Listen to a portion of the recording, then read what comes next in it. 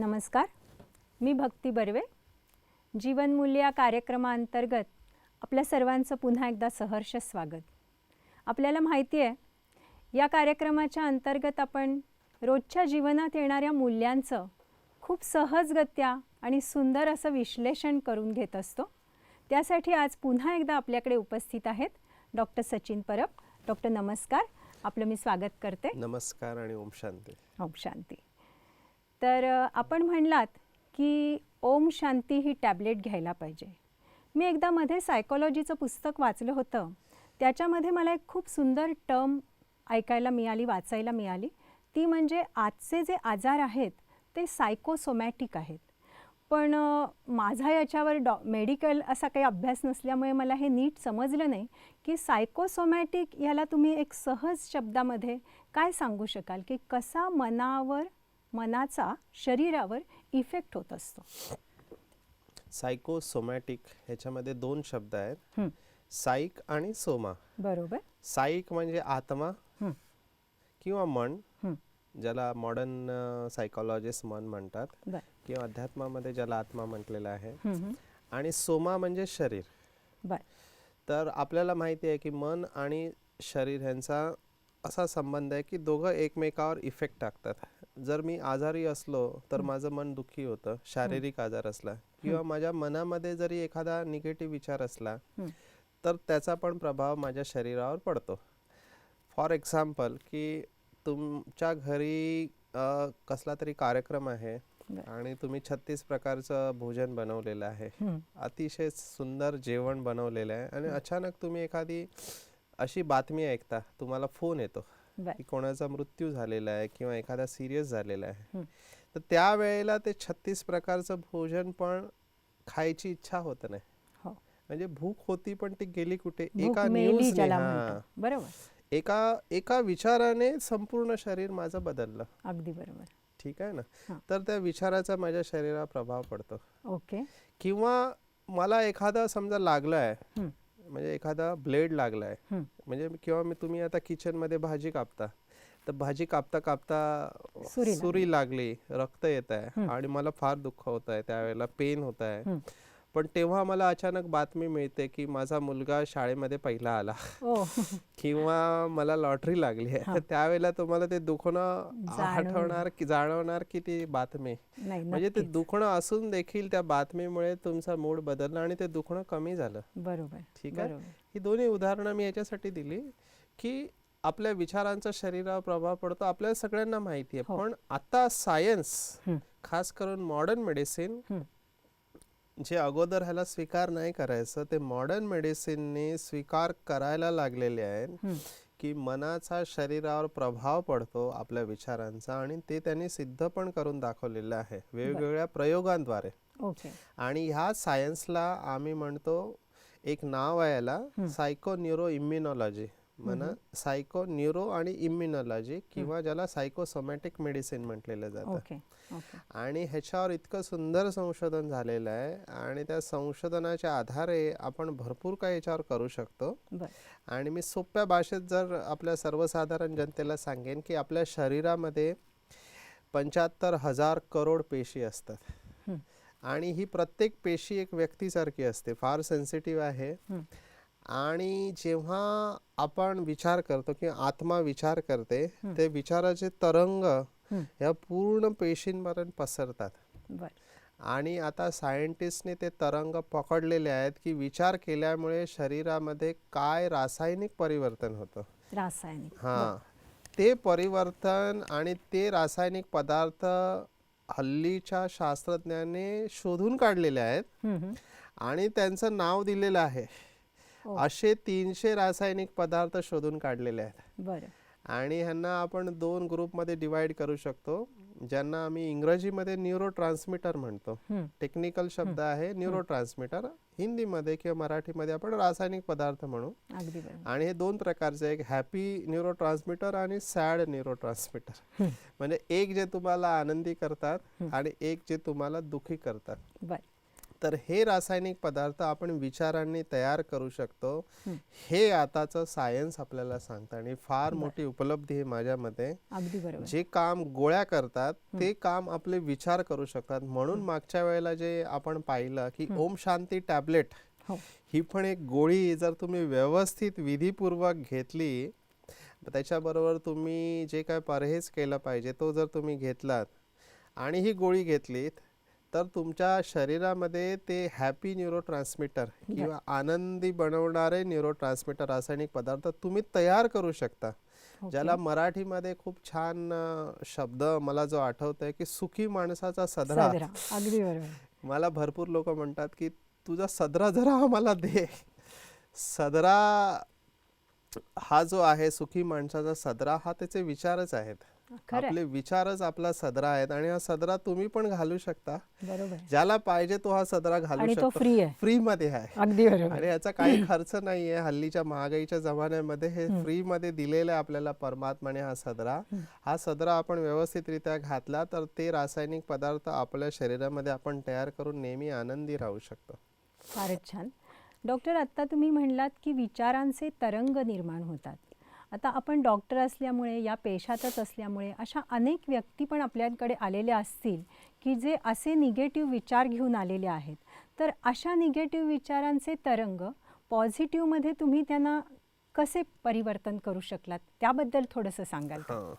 Main आमच्याकडे जे येतात सध्या जास्तीत जास्त लोक, म्हणजे त्याच्यामध्ये शाळेतली मुलं आहे, कॉलेजमध्ये जाणारे युवा युवती आहेत, किंवा घर गृहस्थीमध्ये राहणारे, म्हणजे ज्यांचं 40 वर्ष वय आहे, मिडल एज क्रायसिस आम्ही ज्याला म्हणतो, की मुलं मोठी व्हायला लागलेलं आहे, शिक्षणाचा खर्च आहे, महागाई वाढलेली आहे वगैरे वगैरे, घराचा लोन घेतलेला आहे, कारचा लोन आहे, हे सगळं सांभाळायचं. आणि एक उतार वयातील ह्या सगळ्यांमध्ये आम्ही बघितला एक पॅटर्न आहे की जेव्हा या समस्या येतात तेव्हा ह्या लोकांना माहिती असतं की आपण असं केलं नाही पाहिजे, पण ते म्हणतात की समाव आमचा कंट्रोल राहत नाही.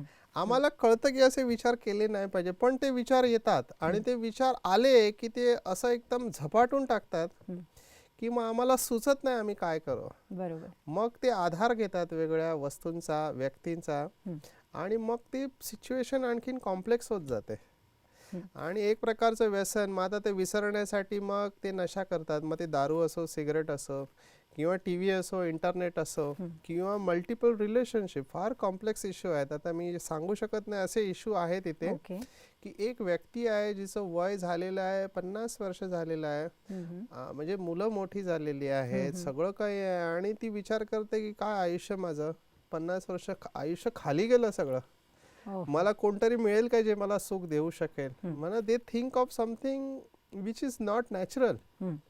पण असे विचार लोकांपर्यंत येतात आणि असे लोक जेव्हा आमच्याकडे येतात तर सगळ्यात पहिलं तर आम्हाला शांतपणे ऐकून घ्यावे लागतात त्यांच्या समस्या काय आहेत, आणि मग त्यांना आम्ही हळूहळू कॉन्फिडन्स देतो की कशा प्रकारे ही शक्ती तुमच्यामध्ये आहे आणि ही शक्ती तुम्ही योग्य प्रकारे वापरली तर तुम्ही ह्या तुमच्या ज्या फिलिंग्स आहेत त्या चेंज करू शकता. सगळ्यात जास्त जे लोक येतात ते फिलिंग्सचे प्रॉब्लेम घेऊन येतात किंवा इमोशनल इश्यू घेऊन येतात. खरं की मला भीती वाटते आणि मला अनावश्यक भीती की काहीतरी चुकीचं होणार आहे, की मला हार्ट अटॅक येणार आहे, किंवा ही मला सोडून जाणार आहेत. म्हणजे ती खालीपण आणि भीती वाटणं आणि काहीतरी असं विचित्रच होणार आहे आणि आमचं नुकसान होणार आहे, माझा बिझनेस बंद होणार आहे, किंवा ही बिल्डिंग पडणार आहे, असे काय काय विचार घेऊन येतात विचित्र. आणि त्याच्यामध्ये निगेटिव्ह म्हणजे एक्स्ट्रीम निगेटिव्ह विचार पण असतात. म्हणजे हे विचार ह्यांना आम्ही इंग्रजीमध्ये अँट म्हणतो. ANT. अँट म्हणजे मुंगी. जशी मुंगी चावते तसे हे विचार चावतात. तर अँटचा फुल फॉर्म आहे ANT, ऑटोमॅटिक निगेटिव्ह थॉट्स. म्हणजे हे ऑटोमॅटिक चालू असतात आणि हे किती प्रयत्न केले तरी थांबत नाही.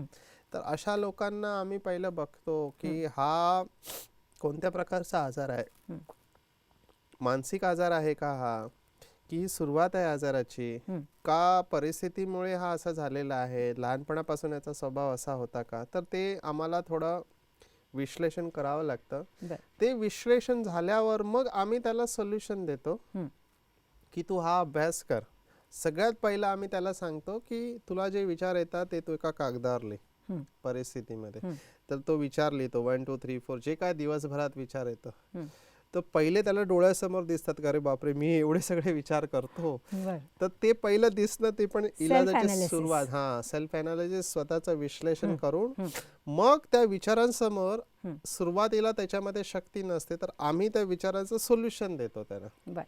जसं फॉर एक्झाम्पल एखादी व्यक्ती माझ्याकडे येते आणि म्हणते की मला गर्दीमध्ये जायची भीती वाटते. ठीक आहे ना, की मला खूप असे लोक आजूबाजू आले की मला वाटतं की माझ्याकडून काहीतरी चूक होणार, त्यामुळे मी घाबरते. तर म्हणलं ओके, हा विचार लिहिलं की मला गर्दीमध्ये जायची लोकांची भीती वाटते. मग पुढे असं किती वेळा झालं की गर्दीमध्ये तुम्ही गेलात आणि तुमच्याकडून चूक झाली आहे. जेव्हा आम्ही तर नाही, चूक तर झाली नाही पण नुसती भीती वाटत असते. आतापर्यंत असं झालेलं नाही, पुढे पण होणार नाही. हा विचार त्याच्या समोर लिहिला की तो विचार आहे, त्याची जी शक्ती असते ती शक्ती मग कमी होते. है ना. हे 2 विचार झाले. एक आहे नकारात्मक विचार आणि एक आहे सकारात्मक विचार. तर ती व्यक्ती त्या परिस्थितीमध्ये सकारात्मक विचार तिला करायला जमत नाही, तर आम्ही काय करतो, तो विचार तिला सांगतो आणि ह्या विचारासमोर हा विचार आणायचा. हा विचार आम्ही लिहून देतो आणि मग ती त्याचा अभ्यास करते घरी. ओके. तो विचार आला की लगेच हा विचार उभा करायचा. आणि याला सोप्या भाषेत मी असं म्हणेन की लहान मुलांना पण समजतं. आजकाल दूरदर्शनवर किंवा टीव्हीवर ते रामायण आणि महाभारतची मालिका असते. त्याच्यामध्ये एका बाजूला रावण पार्टी आहे, एका बाजूला राम पार्टी आहे. तो रावण असतो, तो एक बाण सोडतो, अग्निअस्त्र सोडतो, आणि इथून राम असतं, ते पर्जन्यास्त्र सोडतो. ते दोन्ही बाण मिळतात आणि कॅन्सल इफेक्ट येतो, नलिफाय होतात किंवा कॅन्सल होतात. तर तशाच प्रकारे हे जे नकारात्मक विचार हे सगळे रावणाचे बाण आहेत. आपल्याला रामाचा बाण सोडायचा आहे बस. तर ह्या 2 पार्टीला तुम्ही तो जिंकू शकता. परमात्म्यामध्ये श्रद्धा ठेवून, परमात्म्याच्या स्मृतीमध्ये राहून तुम्ही जर हे विचार ठेवले तर त्यांच्यामध्ये एक बल येतं आणि हा जो इफेक्ट विचार आहे जो कमजोर आहे तो आपोआप खाली जातो आणि श्रेष्ठ विचार राहतो. हळूहळू तुमच्या मनामध्ये हे श्रेष्ठ विचार, पॉझिटिव्ह विचार राहायला लागतात आणि जसे विचार असतात तशी तुमची भावना बनते. अगोदर जी भीतीची भावना होते त्याच्या ठिकाणी शांतीची किंवा करेज, दृढता, शक्तीची भावना यायला लागते आणि तुम्हाला रिअलाइज होतं की यस, ह्या परिस्थितीला मी सांभाळू शकते, माझ्यामध्ये शक्ती आहे, परमात्मा माझ्या बरोबर आहे, भगवान मेरे साथ है, मुझे डरने की क्या बात है. अशा प्रकारे त्यांना आम्ही स्पिरिच्युअल विचार देत देत मग हळूहळू त्यांची शक्ती वाढत गेली तर ते कोणत्याही परिस्थितीला सांभाळू शकतात आणि मग त्या परिस्थितीतून ते बाहेर पडतात. म्हणजे थोडक्यात आपले जे विचार आहेत ते आपल्या भावना निर्माण करतात. करेक्ट. आणि या ज्या भावना आहेत त्या जितक्या आपण सकारात्मक करू, ती सवय घालू, कारण आपण म्हणतो की मन चिंती ते वैरी न चिंती, हे सगळं समजतंय.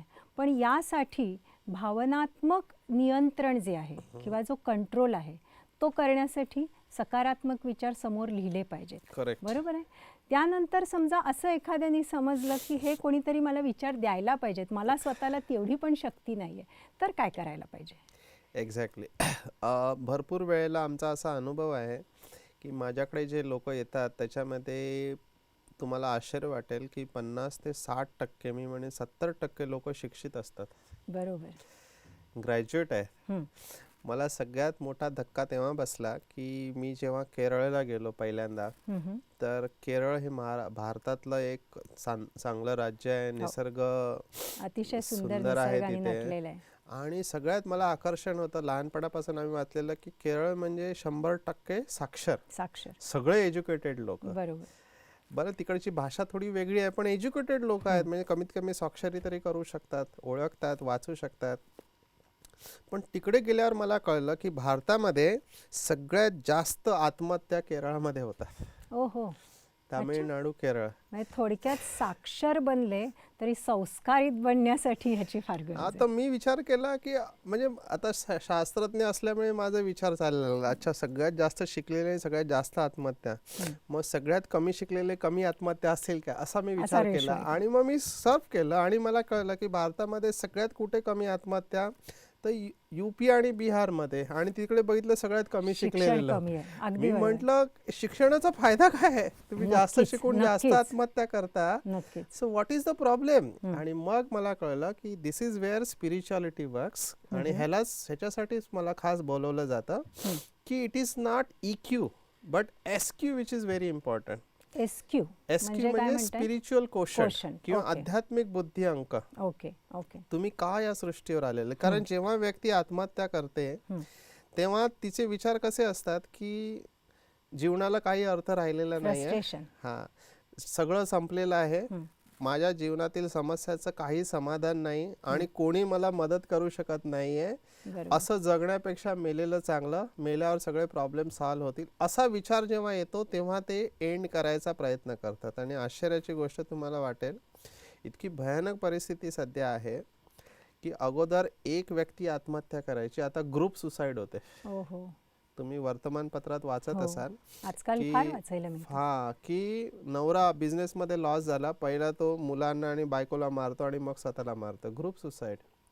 आणि हे फार विचित्र आहे, भयानक. आणि हे आपण थांबवू शकतो. या कार्यक्रमाद्वारे आपण सर्वांना संदेश देऊ शकतो की हे जे विचार आहे, ही जी मानसिक अवस्था ही तात्पुरती असते. It's a temporary stage. इंग्रजीमध्ये आम्ही असं म्हणतो की suicide has become permanent solution to a temporary problem.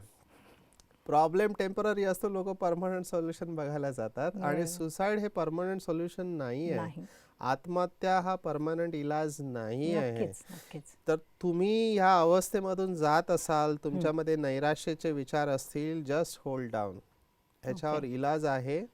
तुम्ही फक्त योग्य व्यक्तीशी भेटायचं आहे किंवा नजदीकच्या कोणत्याही ब्रह्माकुमारी शाखेत तुम्ही जा. तुम्ही नुसतं तुमचे प्रॉब्लेम शेअर करा. इंग्रजीमध्ये असं म्हणतात की problem share is half salt. ठीक आहे ना? बरोबर. जेवढं दुःख तुम्ही व्यक्त करता, व्यक्त करा, ते सांगा, आतमध्ये ठेवू नका, ते जास्त त्रास देणार तुम्हाला. बरोबर आहे. म्हणूनच आपण व्यक्ती आहोत, कारण आपण सगळ्या भावना कायम व्यक्त करत असतो. तर मला हे खूप आवडलं की आज आपण जो काही लोकांच्या समोर हा विचार ठेवत आहोत की जेणेकरून नैराश्यातून त्यांना तो अंधार दूर करून त्यांना कुठेतरी अशी पहाट झालेली दिसेल, जेणेकरून त्यांच्या भावनांना आपण योग्य प्रकारे मार्ग देऊ शकतो. तर यासाठी आत्ताच तुम्ही बोलता बोलता म्हणलात की या भावनांना तुम्ही कशा प्रकारे घेऊन जायला पाहिजे, हे याच्याबद्दल काय सांगू शकाल? ह्याच्याबद्दल खूप काही संशोधन झालेलं आहे. तर माझ्यासमोर अशी काही उदाहरणं आहेत का? म्हणजे आत्ता तुम्ही ब्रह्माकुमारीचा जो उल्लेख करत आहात, यामध्ये अशी काही उदाहरणं सांगू शकाल का की त्यांना जीवनामध्ये अशा एका स्टेपला ते येऊन ठेपले होते की जिथे त्यांना असं वाटत होतं की आता ह्या जीवनात काही अर्थ नाही किंवा सार नाही, जे मगाशी तुम्ही म्हणलात, पण त्यांनी ब्रह्माकुमारीच्या सेवा केंद्रामध्ये येऊन त्यांना संपूर्ण जीवनच कलाटणी मिळाली, असं काही सांगू शकाल का? भरपूर आहेत असे उदाहरणं. मला एक उदाहरण आठवत आहे नॉर्थ इंडियाचं, की आमची रॅली चाललेली आणि एक फोन आला की डॉक्टर साहेब, त्यांना कुठून नंबर मिळाला माहित नाही, की मला आत्महत्या करायची आहे, मला चांगला मार्ग सांगा. असा डायरेक्ट फोन. ग्रेट. म्हणजे त्याची हिंमत. तर मी म्हटलं की विचार केला की आता हा टोकाला पोचलेला आहे आणि निर्णय घेतलेला आहे. पण तुम्हाला अशा फोनची पण सवय झालेली असते सवय, फोन येतात भरपूर काही. तर मी म्हटलं ठीक आहे, तू आता निर्णय घेतलाय म्हणजे तू विचार करूनच निर्णय घेतलेला असेल. वेगवेगळ्या पद्धती आहेत, पण त्याच्यामध्ये त्रास भरपूर होतो. तो बोला नाही, त्रास नाही पाहिजे. सांगितलं तुम्ही? हा, कारण आम्हाला पहिला सांगितलं जातं कधी समोरच्याला नाही म्हणायचं नाही, हा म्हणायचं कुठल्याही व्यक्तीला. कारण त्यावेळेला त्याचा आत्मविश्वास आपल्याला घ्यायचा असतो, तर त्याचा कॉन्फिडन्स. तर मी म्हटलं ह्या सगळ्या पद्धतीमध्ये त्रास येणार, तो रेल्वे खाली जाणार, त्यांना फार त्रास होतो, पॉयझन घेतलं तरी त्रास होतं. एक माझ्याकडे टेक्निक आहे ज्याच्यामध्ये त्रास अजिबात नाही. तो बोलतो काय टेक्निक आहे? बोलतो ती टेक्निक आहे, एक इंजेक्शन आहे, पण ते फक्त प्रिस्क्रिप्शन शिवाय मिळत नाही, ते मला माहिती आहे. तर तू माझ्याकडे आलास तर मी तुला ते सांगू शकतो. मला त्याला भेटायचं होतं, पर्सनली बघायचं होतं. तर जेव्हा तो आला व्यक्ती, तेव्हा मला एकदम शॉक बसला. 6 फीट हाईट, शरीराने हट्टाकट्टा, जवान. तर मी म्हटलं ठीक आहे, तू निर्णय घेतलायस तो विचार करून घेतला असेल, पण मला कळू शकेल काय काय झालं असं काय? तो बोलला नाही, मी आयुष्यामध्ये सगळ्या क्षेत्रामध्ये फेल ठरलोय, मला काही जॉब नाही आहे, घरचे नेहमी बोलत असतात की ह्याला एवढं वाढवलं, काही कामाचं नाही आहे. परत सगळ्यात मोठा मला प्रेमामध्ये धोका मिळाला. जिच्यावर प्रेम होतं ती सोडून गेली, मी एकटा झालो, त्यामुळे आता आयुष्यात काही राहिलंच नाहीये, त्यामुळे असं आयुष्य जगण्यापेक्षा दुसऱ्यांवर बोझ करण्यापेक्षा मेलेलं बरं.